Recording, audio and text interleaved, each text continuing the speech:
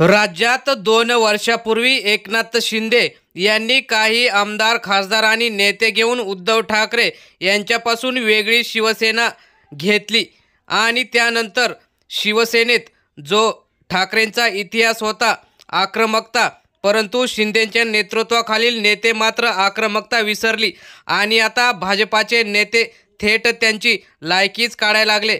एकनाथ शिंदे यांच्यासोबत गेलेले रामदास कदम यांची युतीतून हकालपट्टीच होण्याची दाट शक्यता आहे आणि त्यांच्या मुलाला सुद्धा तिकीट न देण्याची भूमिकाच शिंदे गट आणि भाजपा मिळून घेणार की काय असा प्रश्न उपस्थित झाला आहे।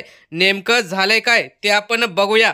रामदास कदम यांनी 2 दिवसापूर्वी रवींद्र चव्हाण मंत्री यांच्यावर टीका केली। त्यानंतर रवींद्र चव्हाण यांनी सुद्धा रामदास कदमांवर जहरी टीका केली व आपल्याकडे 15 ते 25 वर्ष मंत्रिपद असताना तुम्ही काय केलं त्याची माहिती देऊ का, तुम्हाला तोंड लपवावं लागेल अशी धमकीच दिली। त्यामुळे रामदास कदमांना जो ठाकरेंकडे ज्येष्ठ नेता म्हणून मान होता तो मात्र शिंदेंकडे नाही, कारण शिंदेंचे कोणीच प्रवक्ते त्यांच्या मदतीला आले नाही। त्यामुळे आता रामदास कदम यांना आता शिंदे गटात कोणी विचारत नाही असंच दिसतं। त्यामुळे आता त्यांची हकालपट्टी सुद्धा होण्याची शक्यता आहे। तर मित्रांनो, तुम्हाला काय वाटतं, ठाकरेंचा शिंदे व कदम यांच्यावरील हात गेल्यामुळे कदमांची अशी अवस्था झाली आहे का?